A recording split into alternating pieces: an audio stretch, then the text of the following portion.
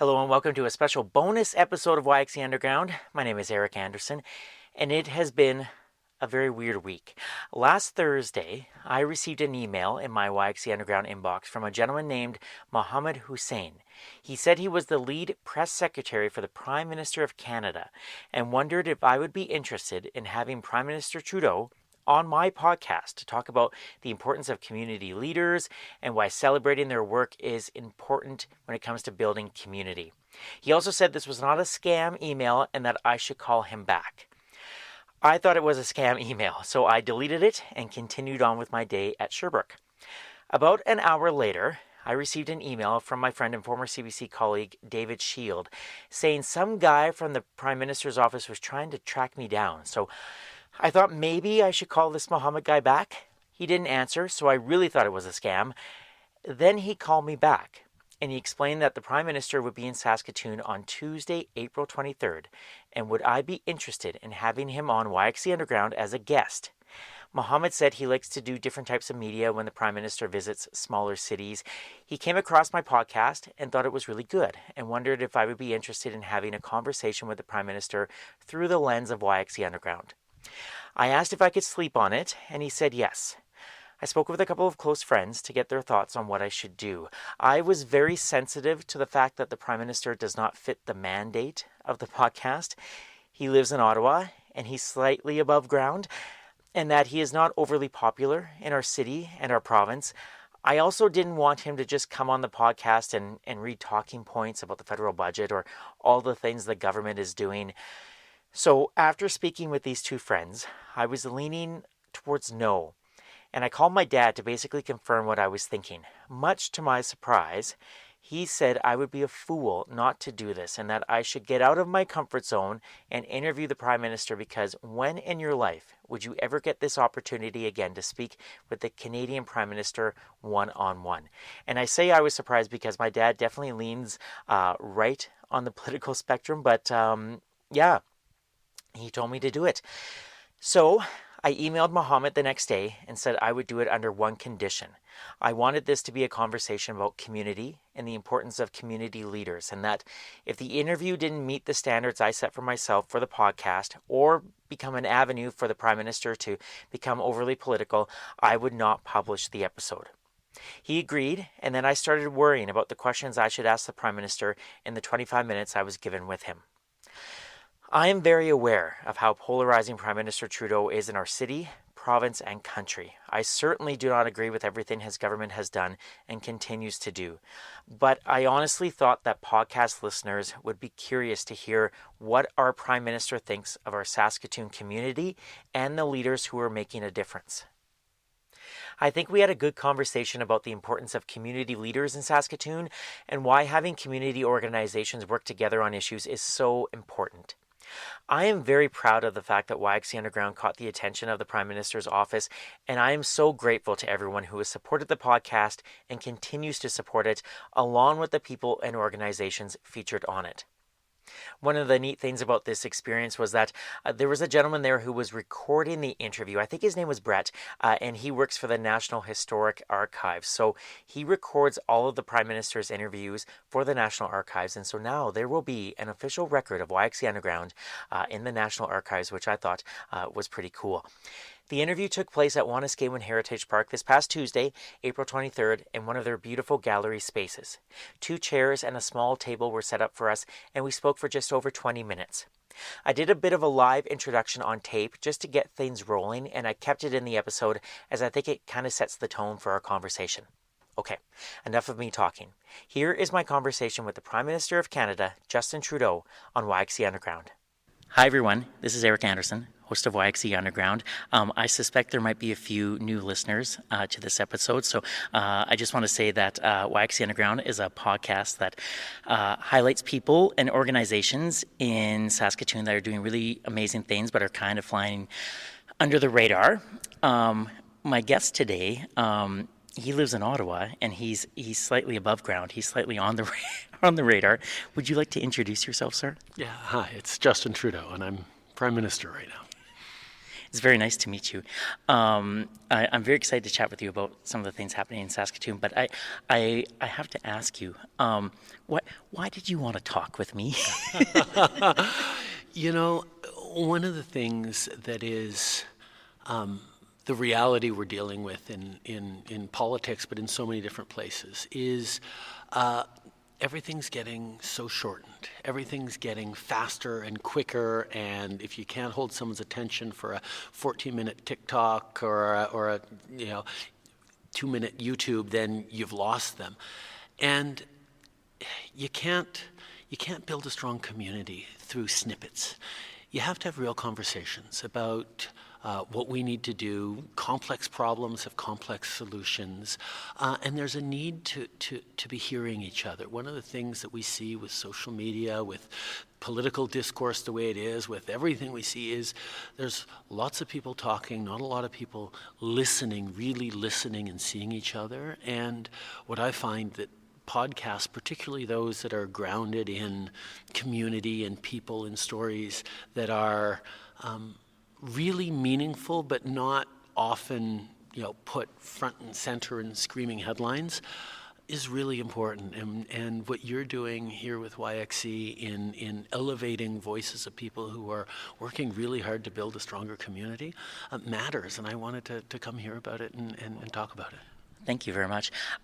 It's funny you mentioned the time, because when I approach guests, they're often they think, well, like, how long do you want to chat with me for? And I say, usually like 25, 30 minutes and stuff like that. And I think that scares them at first. And then once you get talking with someone who's passionate about what they do, it's like it's like an hour and a half flies by, and it's like, well, I'm going to have to edit.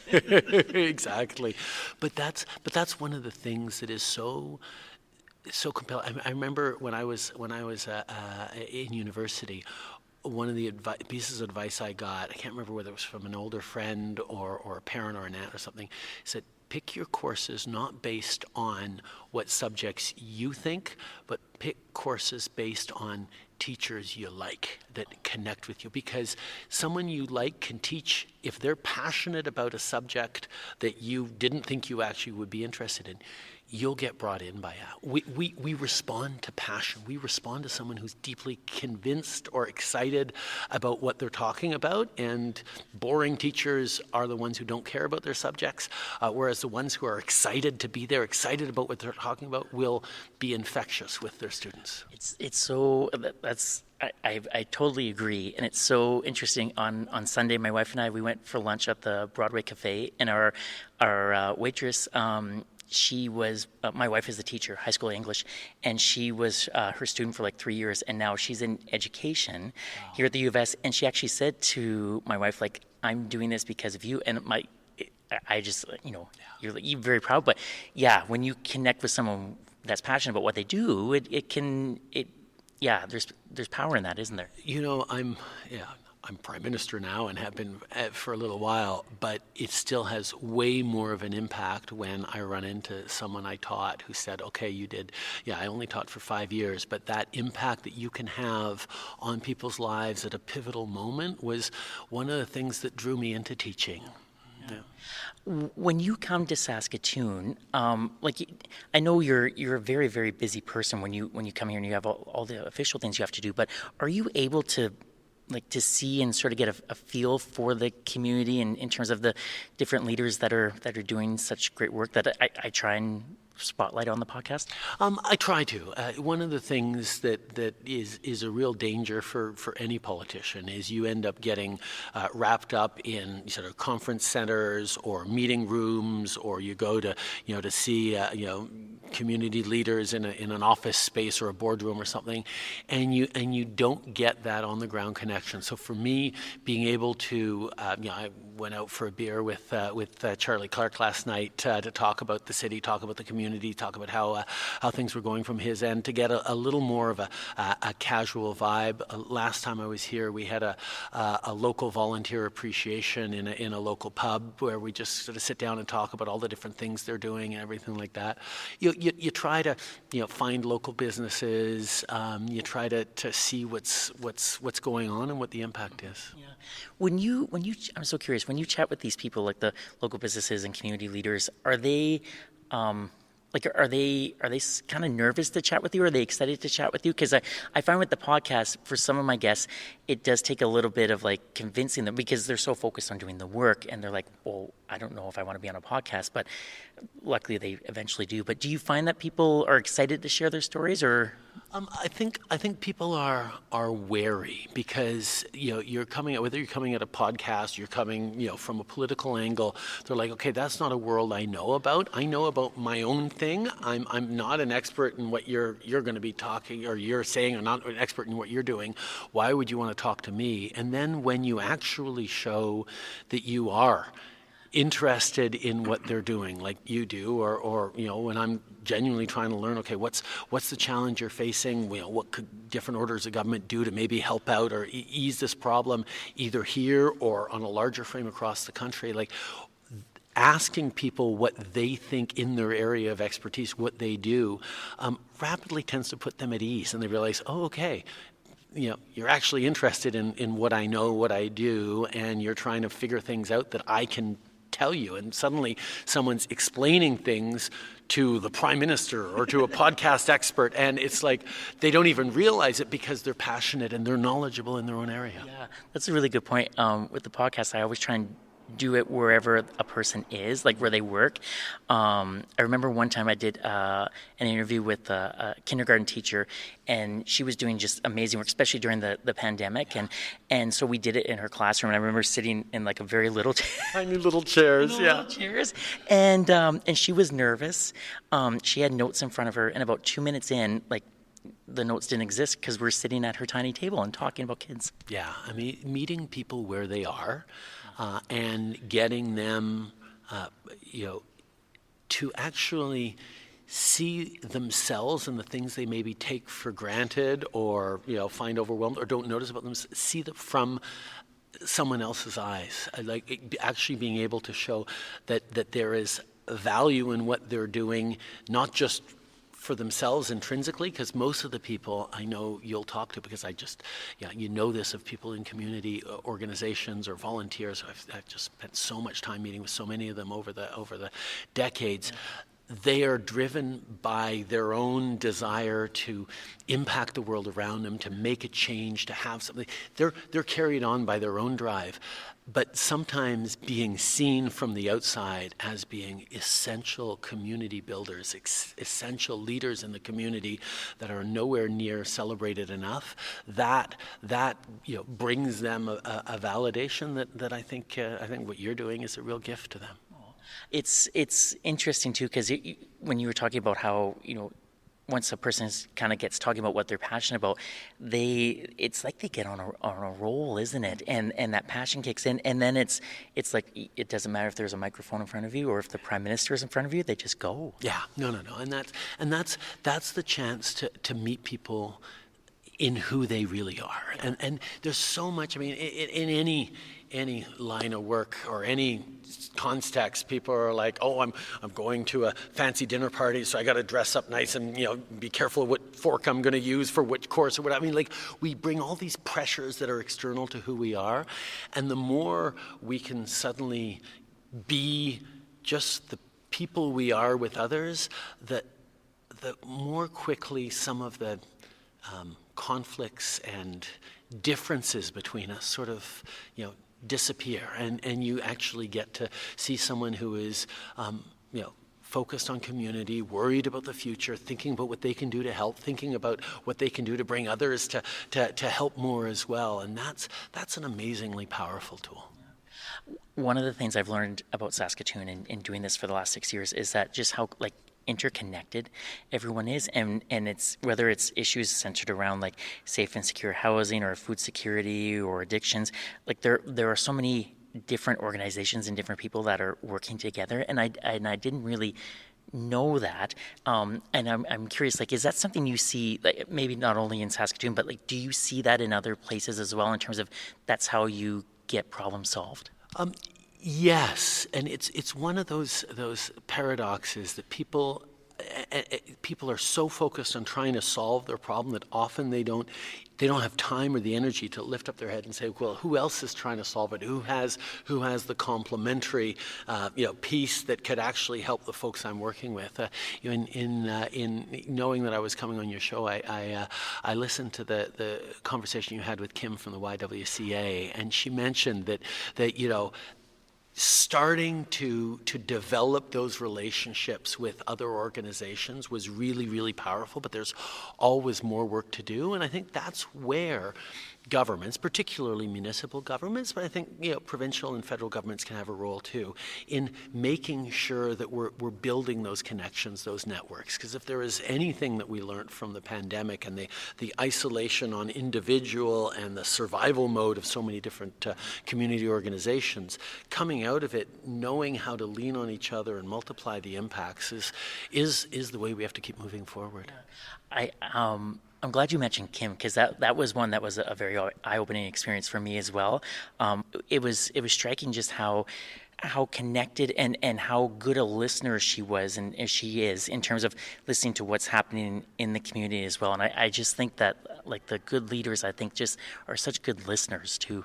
Yeah, well, I mean, in order, leading and being a leader isn't about, being the boss and telling people what to do. It's actually knowing what the needs are that you're trying to meet and trying to make sure your team, like in Kim's case, an amazing group of volunteers and staff at the YWCA who are trying to do the right thing. But what the role of a leader like Kim is to make sure that people have the tools and the ability to impact and have the satisfaction of being able to make that difference. Because anyone who goes to work for a nonprofit or wants to become a volunteer, the thing that's going to turn them away from volunteering is if they actually don't feel like they're having much of an impact. And what a leader needs to do is to make sure that everyone that they are helping organize and coordinate is having the maximum possible impact. And in politics, you learn right away. If someone puts up their hand and says, "Oh, I want to, volunteer on your local election campaign," or "I want to, come help out at the office a bit," if you don't call them back quickly to say, "Come on, I've got a job for you. I want to help you do this. I've got something I need you to do. I need you to reach out to that community or this or do something." So we learn quickly that drawing on and making good use of someone's skills and abilities is exactly what they want. Yeah. And I think, and they need. Yeah. I was just going to say too. I think they will volunteer and they'll help you, but I think there's a part of volunteers too where it's like not that they need a ton of recognition, but just to know that like the work is being appreciated and that there's meaning behind it. Yeah, no. I mean, but you can look at it in just about any element of the care economy, and we're seeing with our frontline nurses, for example, who are stretched thin in healthcare systems across the country. A lot of the times when you ask them why they got burnout or why they had to leave, the answer will be, well, I didn't feel like I was able to actually give the care to the patients that got me into this line of work in the first place. So it's not that there's too many or I'm working too hard. I got in this business to work hard knowing that there was lots of work to do. It's feeling like you cannot give the care and the support and make the difference that you're actually driven to do. Because one of the fundamental things is if you want to actually show someone that they have value, don't give them something, ask them for something. Ask them their advice, ask them for their help, ask them to get involved in something big. That's a way of showing that you actually value them. If you just are trying to, pay them off or reward them or anything without seeing what they're actually doing and asking them to do that, then it's actually sort of backwards. People don't get involved in their community because they think they're going to be recognized or rewarded. They're doing it because they want to make a difference. But part of knowing that you're making a difference is being seen in making a difference, not because it'll give you more money or more resources or even a huge amount of applause, but it will validate that what you're doing matters. And that's something I think we all need.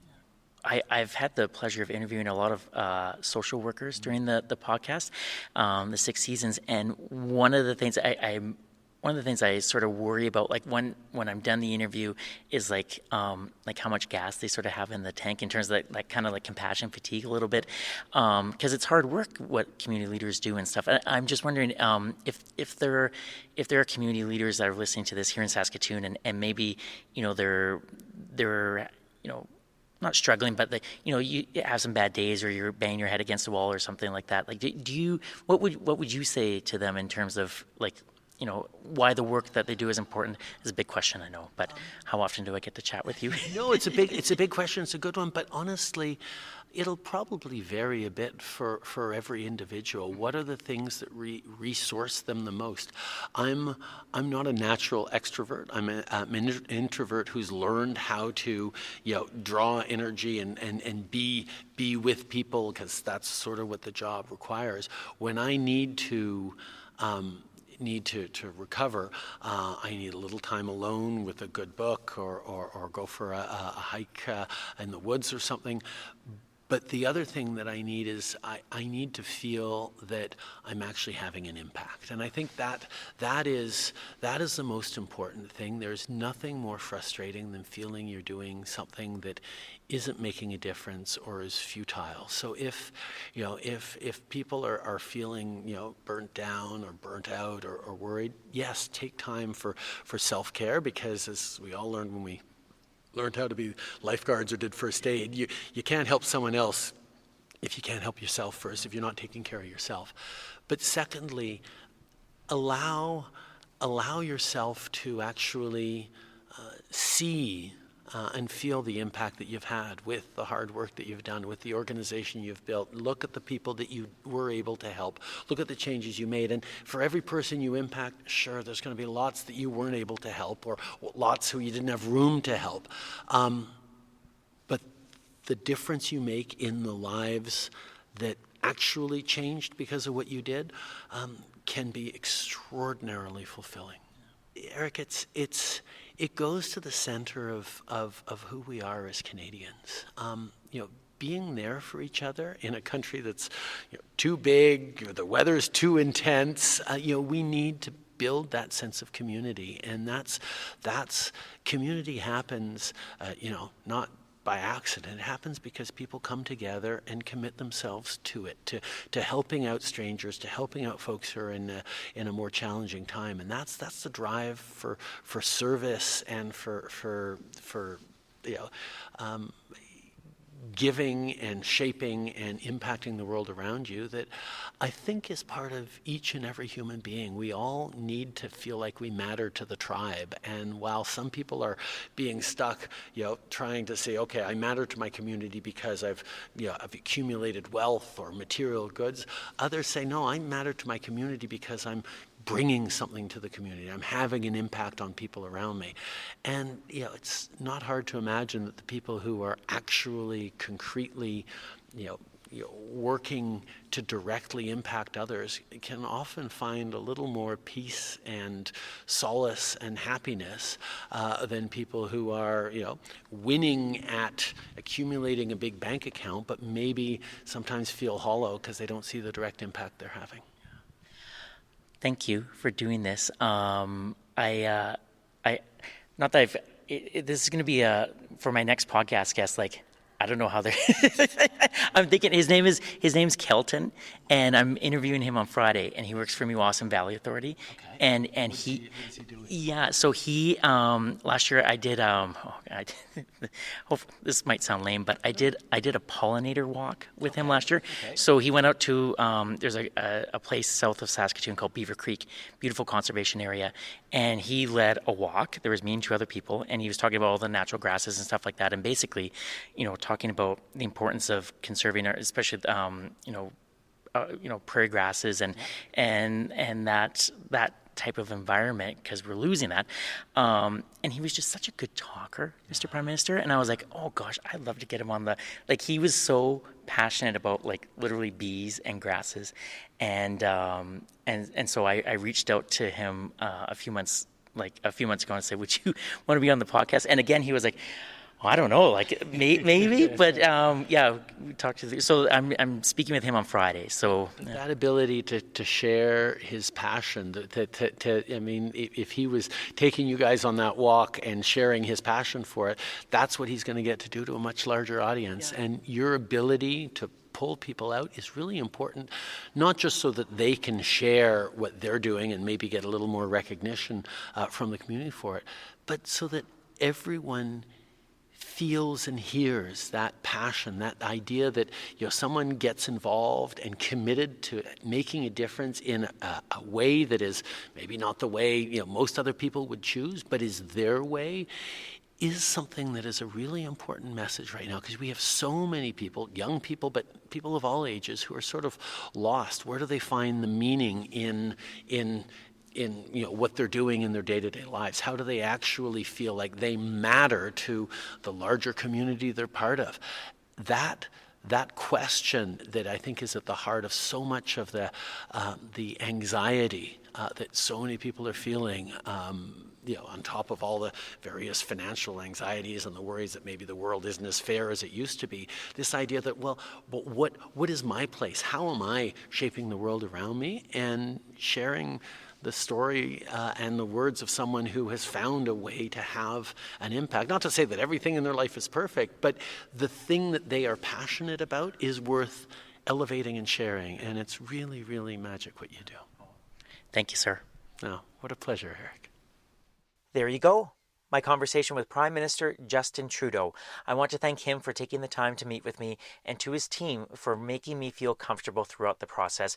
I especially want to thank Mohammad Hussein, who is a real person, for being a really wonderful person to work with, for listening to all my concerns and answering all my questions. Mohammad, I promise I will not delete your email if you ever send me an email again. I also want to thank Saskatoon photographer Liam Richards for not only taking photos of the interview, but for telling me to eat some lunch when I got to Wanaskawan to help me calm my nerves. I appreciate you, Liam. If this is your first time listening to YXE Underground, welcome. There are 6 years worth of amazing people and organizations in Saskatoon who are doing amazing work but are flying under the radar. People like Kim Fisher and kindergarten teacher Mindy McDonald, who you heard us talk about in the episode. So please feel free to follow and listen to YXE Underground wherever you find your podcasts, or visit yxeunderground.com to meet some wonderful community leaders here in Saskatoon.